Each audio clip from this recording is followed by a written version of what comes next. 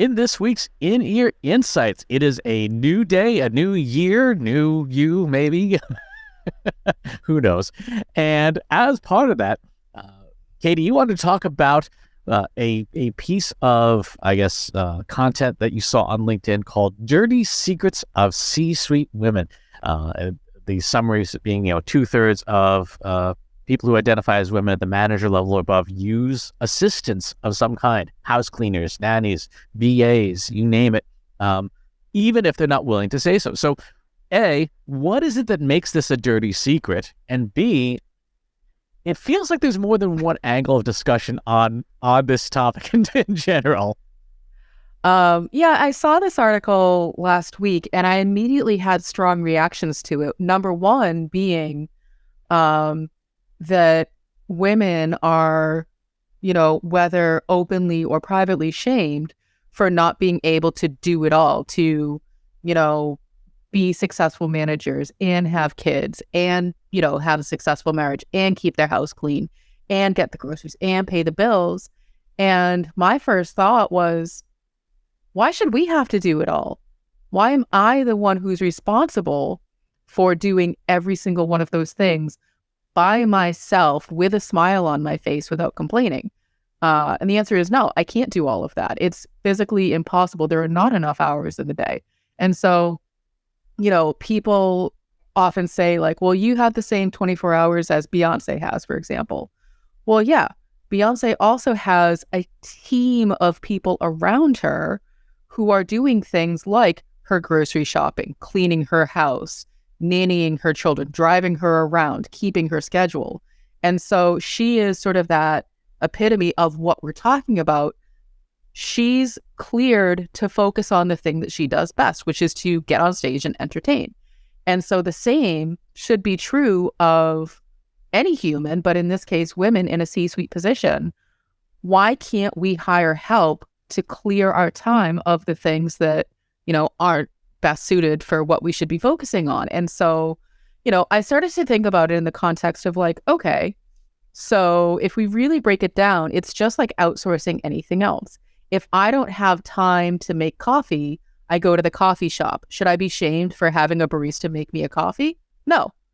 Millions of people do it every single day, regardless of what role they are in. If, the guy who cleans my gutters stops at Dunkin' Donuts to get coffee on his way to my house, is he being shamed for not being able to make his own coffee? Absolutely not. He's just getting coffee. If I have someone walk my dog while I'm out of town, am I being shamed for not being in two places at once? Yes. It's a total double standard. So I guess, Chris, my first question to you is, you've done a lot of interviews, you've talked to a lot of people over the years. Has anyone ever asked you how you balance it all, a family, a career, everything? Have you ever been asked questions along those lines as a man? Not with that implication around gender. People have asked how I get so much stuff done, but it's more a question of productivity and not a question about gender roles. Mm-hmm. And so as I'm sort of going down the dark rabbit hole of a rant, what are your thoughts around, this topic? You should outsource for two things. One, things you're not good at, right? And things that are not the best use of your time. If this is straight economics, right? If we put aside, which is difficult to do because of society culture, but if you put aside gender roles and cultural things, fundamentally, every hour of the day, you're either working towards your goals or you're not, right? And depending on what the use of that time is, it's a cost-benefit analysis. If it takes you an hour to cook dinner, for example, and in that hour, you could have been doing a revenue-generating activity, would you generate more revenue in that hour than you would save by not paying somebody else to cook that dinner for you, right? If it costs you $30 to buy a dinner, but you make $100 an hour, the math's pretty easy. You outsource the cooking the dinner part so that you can make that $100 because you have a net profit then of $70. And so from an economics perspective, regardless of gender role, you should absolutely be outsourcing anything that you're not good at and anything that is not working towards your goals. Now, with the understanding that there are intangible cultural and relationship benefits that come from things that don't make you money, right? We're not going to be entirely heartless here, right? Laying on the couch with your dog for an hour doesn't make you any money, but it makes you happier and it makes your dog much happier. And so that's not something you want to outsource. But in general, in the context of the discussion about whether you should outsource, you should absolutely outsource as much as you can that is a net positive benefit to you. Sometimes, like for things that you're not good at, that even if you're not necessarily making money on it, if it reduces and removes cognitive distraction and stress from your life, you absolutely should do it, right? There are tons of things that I outsource. I hire carpenters because I'm bad at building things. I hire plumbers because I don't know what I'm doing with plumbing, and the last thing you want to do is screw up your sewage line. I hire electricians because, again, I don't want to know what I'm doing, and I don't want to electrocute myself, right? I have important things to do in life, and getting electrocuted fixing a socket is not one of them. And there is also a collateral benefit to society, right? Everything that you outsource, you are paying somebody else. You are helping keep money circulating in the economy. That helps in an economy that is increasingly service-based. That helps. So the idea that somebody should be shamed for outsourcing something is ridiculous because, again, it's all about advancing your goals and avoiding doing things you're bad at. It is ridiculous, but it still very much happens. And so, Chris, as you're talking about, well, you should outsource, someone making dinner so you can focus on revenue generating activities. Totally logical, argument. However, if you and I both said those things in an interview, the reaction would be very different. So, Chris, if you said, well, no, I outsource or, I order out dinner because I'm focused on work, they'd be like, wow, Chris, that's so smart and so productive. If I say, I order out dinner so I can focus on, making money at work, the reaction typically is, oh, so you put work above your family. How dare you? And that's really what the basis of the article is that, yeah, logically, if we take gender roles out of it, it all makes sense. I would love to hire someone to, clean my house and do my laundry and cook my meals and all of those things. Totally makes sense. But the expectation of me and others as, identifying as a woman, someone in a position of leadership, is that I should be able to run my business, grow my business, and also have a full-time domestic role in my house without needing help. And that's the conversation that one of my goals for this year is to, at least for the very small community of people who, bother to listen to anything I have to say, I would like to have, change that conversation that, getting help for the things that you need help with, there's zero shame in that. If anything, Chris, to your point, it makes you more productive. It helps you focus on your goals. But as a man, it's harder for you to have that conversation on behalf of women who are experiencing this double standard. Let me ask you this. For the people who express that opinion, why does their opinion matter?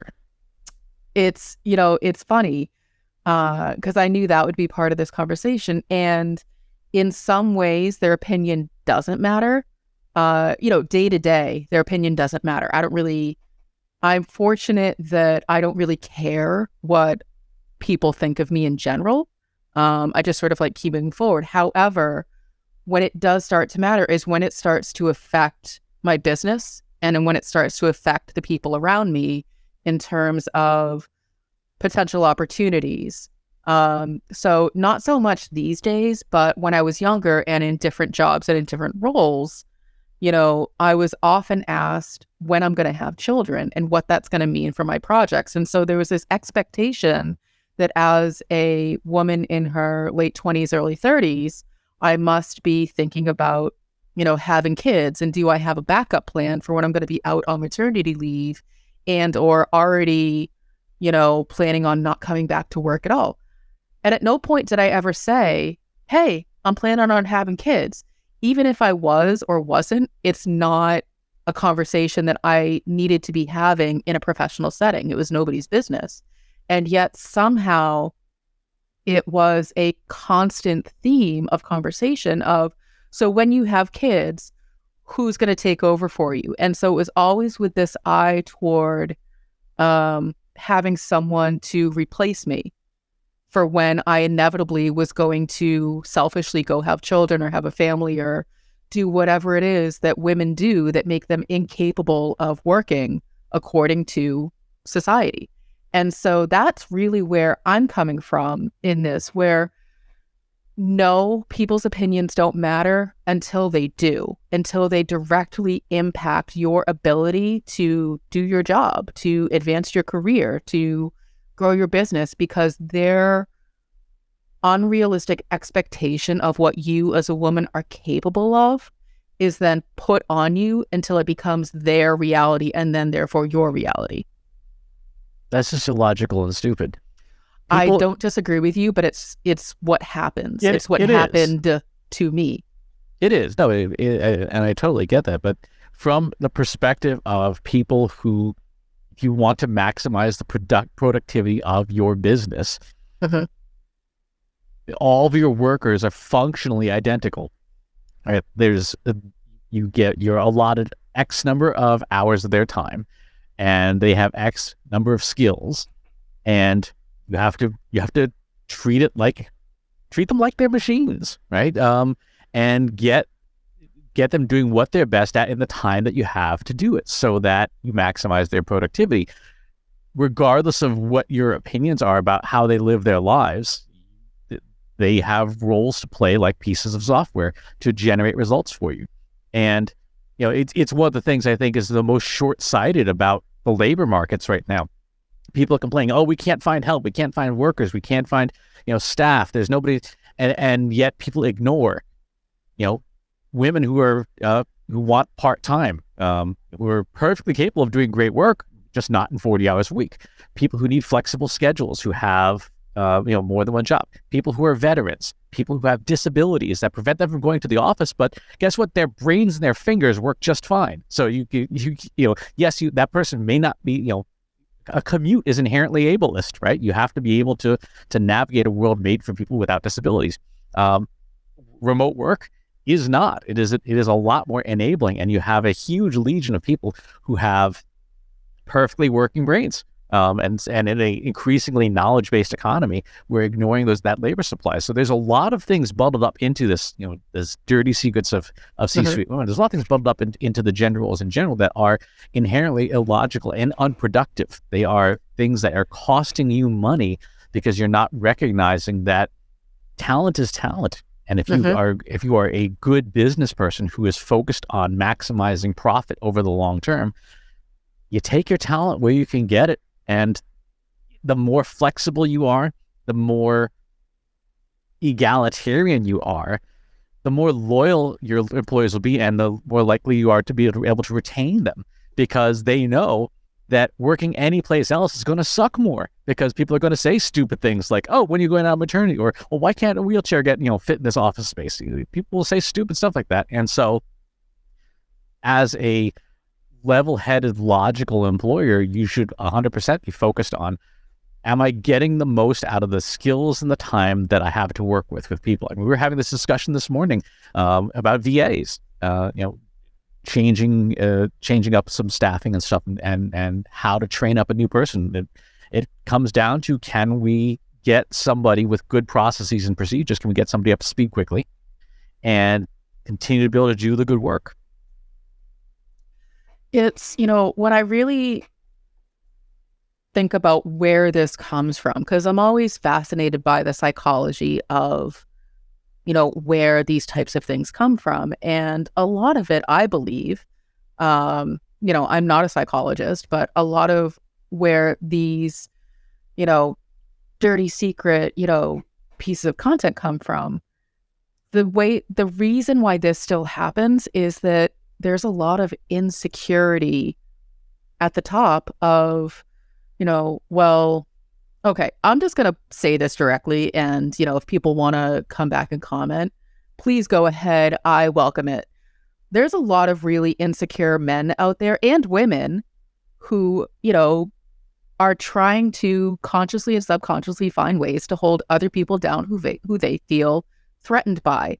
And so using gender roles is one of those ways that insecure men and women equally try to hold other people back who they feel threatened by. So if you have an A+ player on your team, you may feel threatened by that person. And so, let me figure out how to sabotage this person so that I can continue to look like the star and they can not advance ahead of me because I'm actually not that great. That is not all of why this happens. A lot of it is just, ingrained culturally and, things that have to be unlearned. But there is a good amount of just flat out insecure people at the top of a company who don't know any other way than to put other people down. And using gender roles as a negative is one of those ways that it is done. It happens. It still happens to me. People assume that I'm Chris's assistant because I'm female and because I'm not as outgoing and extroverted, Chris, as you are. So they just automatically assume that I'm your assistant. Now, do I have a problem coordinating your schedule or responding to emails on your behalf? Absolutely not. But don't make that assumption about me. Ask. Say, hey, what role do you play? Or, hey, Chris, do you want to do this thing? No, but let me talk to Katie and see if she can help me, pull this thing together. It doesn't matter at the end of the day who does the work. But if you go into the conversation assuming roles about people, you're perpetuating the problem. And people use gender roles as a weapon in a lot of ways because it's how do I continue to keep this person down? They use, assumptions about ethnic backgrounds as, ways to keep people down as well. Oh, Chris, well, it looks like you're Asian, so I'm going to make a bunch of really racist, stereotypical assumptions about what you are and are not capable of. I'm not actually going to list any of those things out on this podcast because that would be incredibly rude and untrue. But I'm sure that has happened to you in the past as well.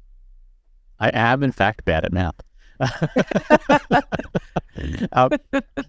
What is a system? What is a system? Yes. It's a collection of processes, right? So I was like, I don't know. Right. It's a collection of processes, yes. Written and unwritten rules that make things work, right? Standard operating procedures. Yes. Would be something that forms a system. Yep. One of the things that a lot of people in a position of privilege don't understand is that when we say systemic sexism or systemic racism, it is not about the attitudes of an individual person. It's not a person. It is the system, the sets of rules and processes and procedures, the standard operating procedures that create and perpetuate inequities from people who have privilege. And this is all privilege: race, gender, religion, wealth, etc. To deconstruct and to chip away at people asking you when you're going to have kids, for example. The processes and systems around the gender role of women have to be altered to be more egalitarian. To say, for example, simple things. We're not going to have maternity leave. We are having parental leave, and the parental leave extends to anyone of any gender. You have X time off, so that whether you identify as male, as female, as something else, as you choose not to identify, you get the same level of stuff, right? You get the same level of time off if you want to have a kid. We have, it's called paternity leave in places now, where people, if you get a new pet, you get a week to spend time with your new pet. But it is those systems in place that exist that perpetuate a lot of these things that otherwise you would not necessarily think about. If you have something called parental leave, think about it differently than you have saying the words maternity leave, right? When you think about pay, if you have pay scales that are defined by role and seniority, then you automatically dismantle the ability for somebody to say, oh, well, because you're a woman, you don't deserve to get paid as much as a man. Like, no, if you are in slot G7, you're grade G, year 7, this is your pay, right? And then there's a performance factor of 1 to 2%. That's how the government civil service scale works. The whole civil service scale was engineered specifically to reduce bias in the system, so that a black woman who is a G7 gets the same pay as a white man who's a G7, because you're at the same role. Now, there are obviously still ways that bias can occur, but by constructing systems like this helps to reduce that. Same for things like resume blinding. When you take a resume, remove all personally identifying information, say these are the characteristics, summarize this resume without giving away identifying characteristics, that makes the system more equitable, because you can no longer tell, oh, this is a woman. I don't know if I want to hire her. She might go out on maternity leave. Nope. I'm looking for a DBA with 7 years of experience who can use MySQL, Oracle, and Microsoft SQL. Does this candidate qualify in those things? If we restructure the system, now you get rid of the ability for people to make those assumptions, and you get a more diverse workforce. Or in some cases, you get some very strange effects. Malcolm Gladwell talked about this in, I think it was Outliers. When orchestras started to use blind auditions, up until that point, it was assumed that men were the superior musicians, that only men could play classical music. After orchestras started using blind auditions, something unusual happened. The vast majority of people in orchestras now are women, because it turns out women are actually superior musicians. But those dismantling that system allowed the actual talent to arise. And so for business owners, for business managers, you have to take a look at the systems that are in place that you use and say, does this system have built-in inequities, and can we modify the system to reduce those? We're never going to get rid of them, but can we reduce them? That goes back to the insecurities and people needing to be aware enough that that's what's happening. I have countless, female friends who have felt that they've needed to hide their pregnancy during interviews for fear of not being hired. And no interviewer would come right out and say, we didn't hire you because we know you're going to go on maternity leave. But that was always a big fear and anxiety as a woman who is expecting a child, because there's an assumption that, well, you're not going to be here in 3 months, so why would I hire you? And so there needs to be an awareness from the people who are in charge of those decisions and in charge of those systems and processes that they're the problem, that they're a big part of the problem, that something needs to change. And so if we go back to that article of the dirty secrets of C-suite women,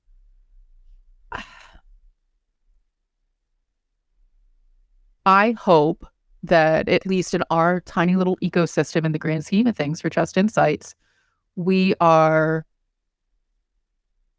fixing some of those issues where gender roles don't matter. Doesn't matter what gender you identify as. What you need to do responsible for outside of your job doesn't matter. How much you outsource of it, how much you do yourself doesn't matter, as long as your job is getting done and getting done well. As long as, if you have to take time off to do whatever, okay, great. So I would like to believe that at least in our corner of the world, we are doing what we can to sort of work in the opposite direction, and that we wouldn't have to have dirty secrets in terms of how we get our work done. I don't currently need to hire a housekeeper. My house is relatively small and I can, take care of it well enough. Is it spotless? No. But it's also my comfort level and expectation of what I can live with. But I do outsource other things in my life to make my life easier. I do have a virtual assistant that helps with coordinating and scheduling and, different admin pieces, because yes, I'm capable of doing it, but it's easier for me to let someone else do it so that I can focus elsewhere. So yeah, it's one of those conversations. It's one of those topics that gets me really riled up and emotional, but I'm trying to really figure out how we can advance the conversation forward in a more positive way. A lot of it focuses on the fifth P in the 5 Ps, which is performance, which is, are you individually, and and you listening to this, are you getting the results that are expected? Are you achieving the results? Katie, as CEO, has the company been increasingly profitable every year? Yes. Right. We closed 2022 with our biggest revenue growth yet. You're doing your job. So what you do outside of work is irrelevant, because the results, the performance indicates that you're doing your job, right? If we'd stayed flat or we had declines in revenue, okay, then we have to have a conversation like, okay, the role of the CEO is to execute the business of the company and to foster its growth. And if you can't do that, if you're on Twitter all day mouthing off and stuff like that and driving your stock price down 78% within a year and losing $200 billion, you might be a little too emotional for that role. Maybe you need to step back and start outsourcing some more when you lose $200 billion in a year. Whoopsie. But also, to your point, a favorite quote from Star Wars from Emperor Palpatine, who admittedly was the bad guy. It's true, though. All those who have power are afraid to lose it. And systems that are in place benefit those who are currently in privilege. And so, in addition to, how people don't kick down on other people solely because they're emotionally insecure, they also recognize if you change the system, they lose their privilege. And that is scary for a lot of people who, to your point, no, they probably don't generate as much value, as much performance as they could. And that is 100% the core issue of this whole conversation is, there's a lot of solutions that we could put in place to fix a lot of these, gender disparities and, all of this, economic inequality. But to your point, Chris, these systems are in place to keep certain people in power. We could go down, an even darker rabbit hole and sort of turn to politics, but let's not do that. But that factors into a lot of this as well, of the systems that have been put in place to keep certain people in power, making terrible decisions about our own individual lives. Those are the systems that need to change. But people don't want to change those systems because it doesn't benefit them, because they would then lose the power that they currently have. They would lose their money. They would lose the lifestyle they've grown accustomed to. And so the same is true of businesses and even households. If you think about, you break it down to even smaller things, such as an individual relationship between two people, those power struggles exist in a lot of relationships as well. Not everyone treats relationships as an equal partnership. And so these are just, whether you find yourself in an individual relationship, a company, the political landscape of inequality, this is the reality of it. And there are solutions, but the person who makes the decisions has to come to some sort of self-awareness that they have to change the way that they're thinking about it. And in cases where that's not going to happen, because you do have some very calcified institutions, at least in the business world, the alternative is entrepreneurship. The alternative is to say, okay, you know what? I can do this work, but I can't do this work at this company because this company is going in the wrong direction or does not support the values and vision that I have for the world.